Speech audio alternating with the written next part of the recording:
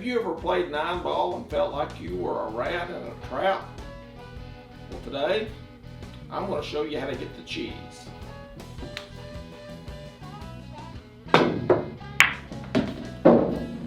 Stay tuned, guys. Hello, I'm Master Instructor Anthony Beeler, and thanks for watching my YouTube channel. In just 2 short weeks, we've added almost 2,000 new subscribers. If you haven't subscribed to our channel, this will be an excellent time to do so. Your subscription supports the instructional material that you're getting to view each week, so it's very important that you like and subscribe. Once we reach 10,000 new subscribers, I'm planning on having a giveaway with a live instructional session where you can tune in and ask the questions that you want answered. Let's get that number of subscribers up to 10,000. That's the magic number for now. In this video, I'm going to show you the kicking secret that pros just don't talk about. In fact, this secret is so powerful that it will make the corner pocket play 2 inches bigger during match play. Think that's impossible? Well, let's go to the table and I'll show you how it's done.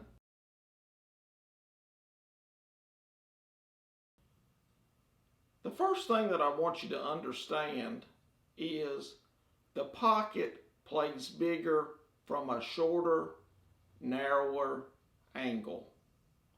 And so, for example, if the cue ball here was coming out of diamond 3, 1, 2, 3, the halfway point to get back to the corner pocket would be 1.5, or right here where the Jimmy Rimpey training cue ball is.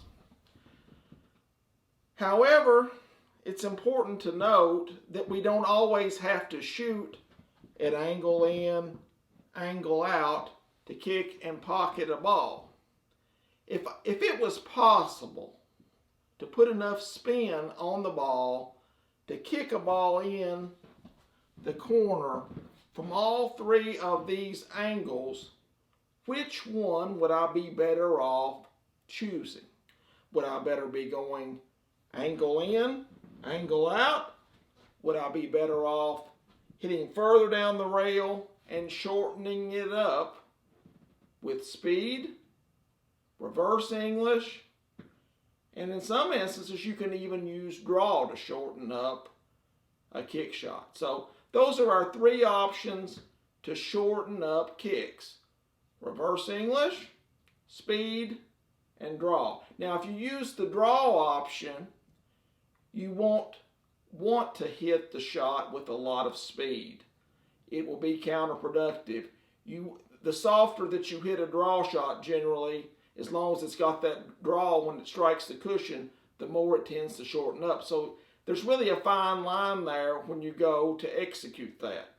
But to show you that a flatter, narrower angle is a more pocketable kick, I'm going to demonstrate a test with you. And the test is options A, B, and C. And what I've done is I've marked a spot on the rail that's 2 inches from the facing of the corner pocket there. And I'm going to show you what happens whenever that a ball goes towards the pocket at the various angles. So, for example, let's look at the Jimmy Rimpey cue ball angle first, and that would be the option C. And so, whenever I strike this ball and it goes in, you'll note that it doesn't come close to going into the pocket at all. If I go to option B here, and I shoot at the spot,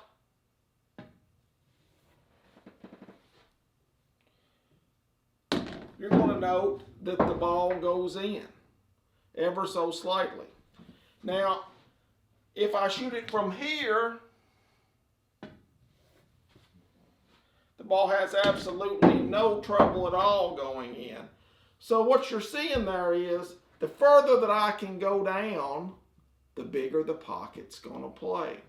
And so I can do that by using the three variables of reverse English, speed, or draw.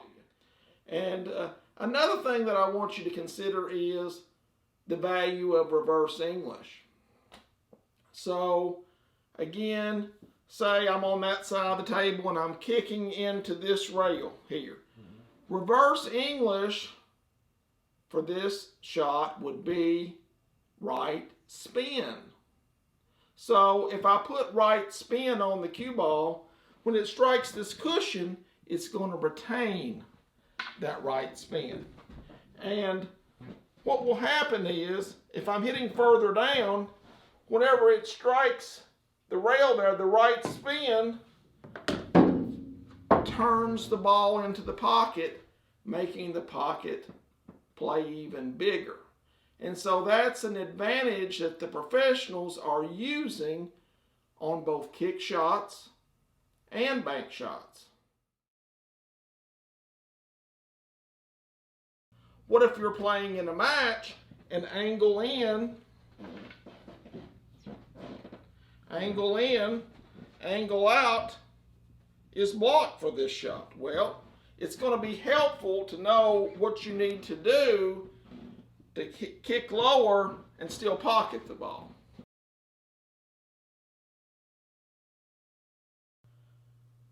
Okay, the foundation for the system is adjustments are in halves. So the starting point is this third diamond through the halfway point of the corner pocket and this first diamond. The corner pocket diamond, if you take this cushion here and you extend it out, this is the corner pocket diamond. So the halfway point between the corner pocket diamond and this diamond is my starting point from this third diamond. So if I have my cue ball right here and I aim it at that halfway point over there and I use low left spin, watch what happens. Takes me straight to the corner. Now, adjustments are in halves. So if I've got this one ball in the corner pocket, if I'm another diamond up, I'm coming out of the side pocket diamond. If I move up one diamond, my adjustment is a half of a diamond. This is where I was at before. A half of a diamond up would be this first diamond. So if I shoot at this first diamond here with low left, watch what happens. Note that takes me straight to the corner. To make matters simpler, an easy way to remember this is 1/2, 1, 1/2, 2, 2.5, 3. So, for example, if I'm coming out of this diamond here, that's the 2 spot. So I would go up 2 diamonds. Here's 1, 2. With my low left, watch what happens. Right dead on the money.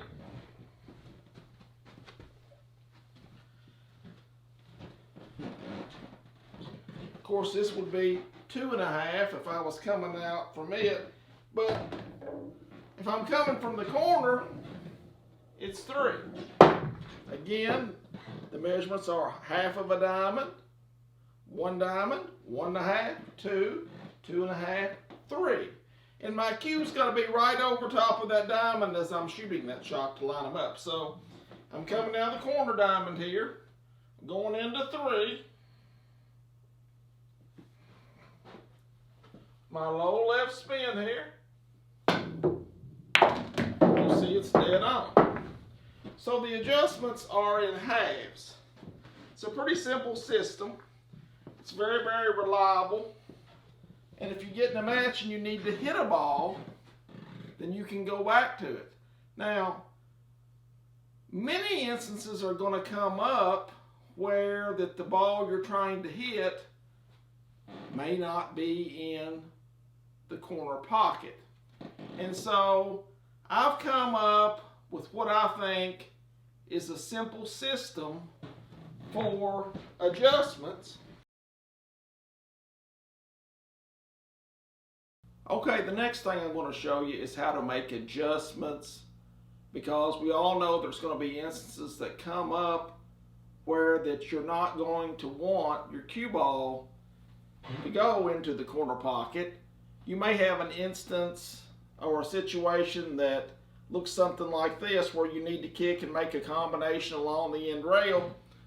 And so you have to memorize a set of numbers, and it's very, very simple. The corner's 1, this diamond's 2, this diamond's 3, this diamond's 4, and then the corner is 5. And then each diamond up this rail is worth an interval of 1. Now on this side the corner is 0, and this is 1, 2, 3, 4, 5, 6, 7, 8. And what we do is we take the two numbers and we multiply them. So here we've got 3, the cue ball is at 4, 3 times 4 is 12.